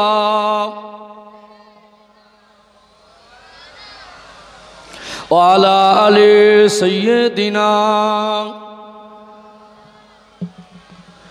সম্মানিত উপস্থিতি, আমার মুরব্বী বাবাজিরা, নওজোয়ান তরুণ যুবক ভাইয়েরা, পর্দার অন্তরালে বসে থাকা সম্মানিতা মায়েরা, বোনেরা, আমি আলোচনার বিষয়বস্তু রেখেছিলাম আমার নবীকে ভালোবাসতে গেলে, নবীর ভালোবাসা অর্জন করতে গেলে তিনটে দিক আমাদের জানতে হবে। একটা হলো জান প্রাণ দিয়ে ভালোবাসা, আর একটা হলো নবীর সুন্নাত আমাদের জিন্দগিতে বাস্তবায়ন করা, আর একটা হলো আমার নবীর প্রতি ধারণায় যেন কোনো রকম নবীকে কষ্ট দেওয়া না হয়। আপনারা মাঝে মাঝে অজের মধ্যে শুনে থাকেন ইমান আকীদা ঠিক করুন। কি বলে?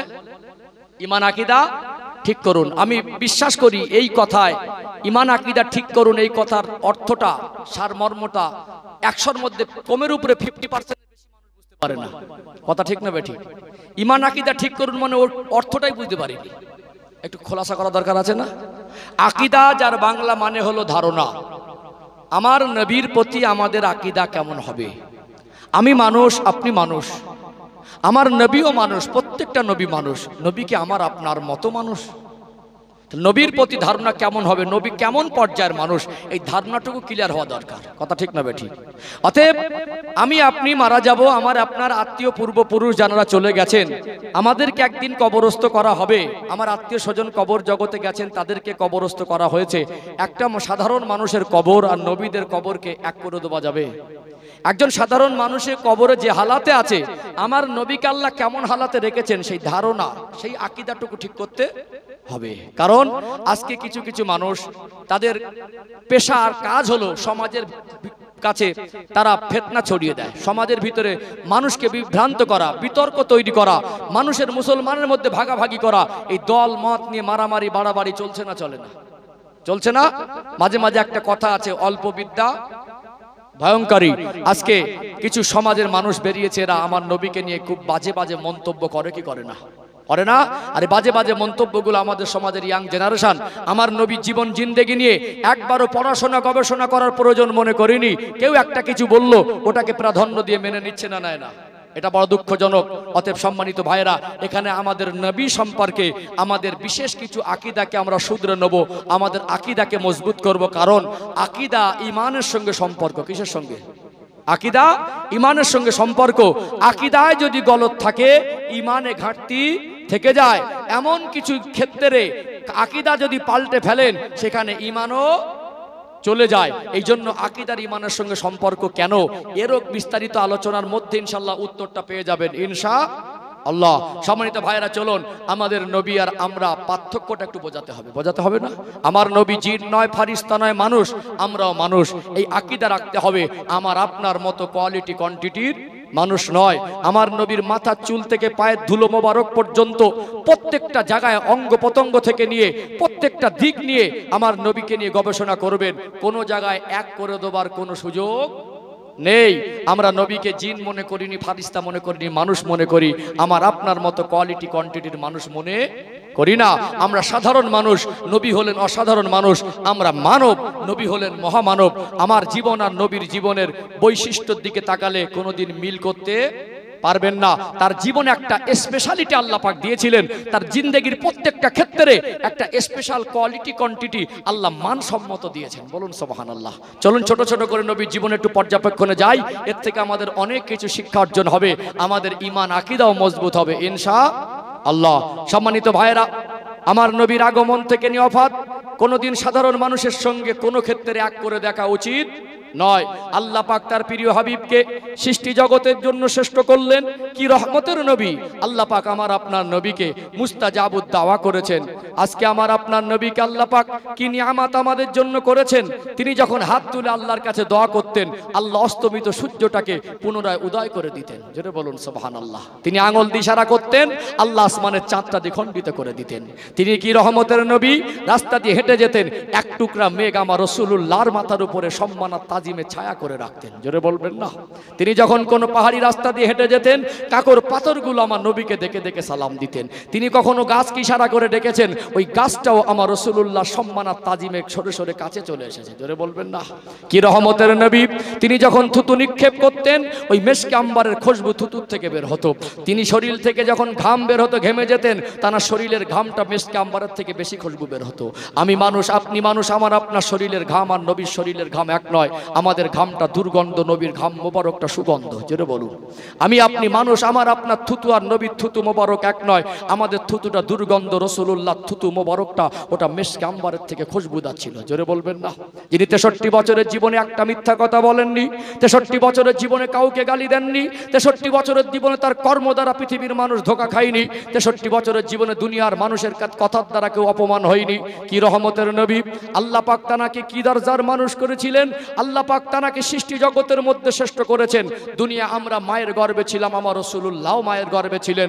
আমরা মায়ের গর্ভে নারীর সঙ্গে, মায়ের নারীর সঙ্গে আমাদের নারীর সম্পর্ক ছিল। আর চিকিৎসা বিজ্ঞান বলছে মায়ের নারীর সঙ্গে বাচ্চার নারীর কানেকশন এত গুরুত্বপূর্ণ, যদি কোনো কারণবশত কাটা যায় বাচ্চাটা মায়ের পেটেই মারা যাবে। আল্লাহ রসুলকে আল্লাহ নারী কাটা অবস্থায় রেখেছিলেন। বাচ্চারা দুনিয়ায় ভূমিষ্ঠ হয়, মায়েদের একটা অতিরিক্ত ব্যথা যন্ত্রণা শুরু হয়, মায়েদের রক্তক্ষরণ ব্লিডিং হয়। মা আমিনা বলছেন, আমি অবাক হয়ে গেলাম, আমার দয়ার নবীকে আল্লাহ প্রেরণ করছেন, আমি তো কোনো ব্যথা যন্ত্রণা অনুভব করিনি, রক্তক্ষরণ বা ব্লিডিং এর কোনো চিহ্ন আমি পাইনি। আমি দেখলাম সাধারণ বাচ্চারা আসলে গায়ে একটু নোংরা ময়লা লেগে থাকে, তাদের পরিষ্কার করার প্রয়োজন হয়। আল্লাহর হাবিবকে, দয়ার নবীকে আল্লাহ পাঠিয়েছেন যেন আল্লাহ তার প্রিয় দোস্তকে জান্নাত থেকে গোসল করিয়ে পাঠিয়েছেন। জোরে বলবেন না। তিনি বলছেন মানুষ এত সুন্দর হয়, আমি আমার জীবনে এত সুন্দর মানুষ দেখিনি। তিনি বলছেন মানুষ এত সুন্দর হয়, আমার ঘরে আমার রাসূল তশরিফ এনেছে, আমার মনে হলো আমার ঘরটা আল্লাহ চাঁদের টুকরা দিয়ে আলোয় আলোকিত করে দিয়েছে। মা আমিনা বলছেন ওই আলোর জ্যোতি রশ্মিটা এত দূর পর্যন্ত আমি ঘরে বসে বসে শাম আর সিরিয়া পর্যন্ত দেখতে পেয়েছি। জোরে বলবেন না। সম্মানিত ভাইয়েরা, আমার নবীও দেখতেন, আমরাও দেখি। আমাদের দেখা নবীর দেখা এক নয়। নবী সামনেও দেখতেন, পিছনেও দেখতেন। আর একটা দেখার কথা আমি আপনাদের কাছে আলোচনায় আনছি। সম্মানিত ভাইয়েরা, আমরা শুনি আর নবীও শুনতেন। আমাদের শোনার নবীর শোনা এক নয়। আমরা অনুভব করি, নবী অনুভব করতেন। আমাদের অনুভব আর নবীর অনুভব এক নয়। বলুন, আমাদের ঘুমে উজু নষ্ট হয়ে যায় কি যায় না? আমরা ঘুমালে চোখ ঘুমিয়ে যায়, অন্তর ঘুমিয়ে যায়। আমরা ঘুমালে পাশে কিছু ঘটে গেলে বুঝতে পারি না। আল্লাহ রসুল সাল্লাল্লাহু আলাইহি সাল্লাম তিনি জাগ্রত অবস্থা যেটা উপলব্ধি করতেন, তিনি ঘুমালে কানটা অন্তরটা জাগ্রত থাকতো। তার আর ঘুম আর জাগ্রতর মধ্যে পার্থক্য থাকতো না। তিনি ঘুমালেও জাগ্রতর মতোটা উপলব্ধি করতেন। জোরে বলবেন না। তানার জ্ঞানে গুণে শারীরিক বৈশিষ্ট্যতে চিন্তায় চেতনায় কোনোদিন এক করে দেওয়ার সুযোগ নেই। আল্লাহ নবী জীবনী নিয়ে পড়াশোনা করুন, গবেষণা করুন, স্টাডি করুন। যত আমার নবী জীবনী নিয়ে গবেষণা করবেন তত আপনার রসুলের প্রতি ভক্তি, শ্রদ্ধা, ভালোবাসা বেড়েই যাবে। কারণ একটুখানি ভাইটাল পয়েন্ট এটা মগজে ঢুকিয়ে নেন, এটা একটা খুব গুরুত্বপূর্ণ বিষয়। পৃথিবীতে আল্লাহ যুগ যুগ ধরে নবী রসুলদের পাঠিয়েছেন। আল্লাহ পাক যে নবীকে যে জামানায় পাঠিয়েছেন, কোন নবীর থেকে তার উম্মতের জ্ঞান বেশি হয় না। যদি নবীদের থেকে উম্মতের জ্ঞান আর শিক্ষা বেশি হতো, তাহলে সাধারণ মানুষ তাকে নবী বলে মানতে ইতস্তবোধ করতো কি করতো না? এটা হলো বাস্তবতা। আজকে মগজে ঢুকিয়ে নেন, আজ থেকে 1400 বছর আগে তামাম সৃষ্টি জগতের জন্য সর্বকালের, সর্বযুগের সর্বশ্রেষ্ঠ মহামানব আল্লাহর প্রিয় হাবিবকে আল্লাহ রসুল করে পৃথিবীর জমিনে প্রেরণ করলেন। বলুন, কিয়ামত পর্যন্ত এটা মাথায় ঢুকিয়ে নেন, আমার নবীর থেকে জ্ঞান বেশি আল্লাহর কাউকে দেবে না। আজকে জেনারেল শিক্ষিত মানুষ, আজকে অনেক সায়েন্স পড়া ছেলেরা 2-4 দিন একটু পড়াশোনা করে গবেষণা করে মনে করে অনেক শিখে গেছি, মনে করে অনেক বুঝে গেছি। মনে রাখবেন, মগজে ঢুকিয়ে নেন, মনের মধ্যে ভিত তৈরি করে নেন। আমাদের শিক্ষা রসুলের শিক্ষা এক নয়। আমাদের জ্ঞান স্কুলের জ্ঞান, কলেজের জ্ঞান, বিদ্যালয়ের জ্ঞান, বইতে পড়া জ্ঞান। আল্লাহ রসুলের জ্ঞানটা হলো ওহির জ্ঞান। জোরে বলবেন না। আমরা যা শিখেছি, আমরা 4টে রাস্তায় শিখেছি। পড়ে শিখেছি, দেখে শিখেছি, শুনে শিখেছি, প্র্যাকটিক্যালে কিছু কাজ করে শিখেছি। এর বাইরে কোনো শিক্ষা আমাদের ভিতরে আছে? বলেন আছে? এই 4টে পন্থায় শিখেছি। আল্লাহ রসুলকে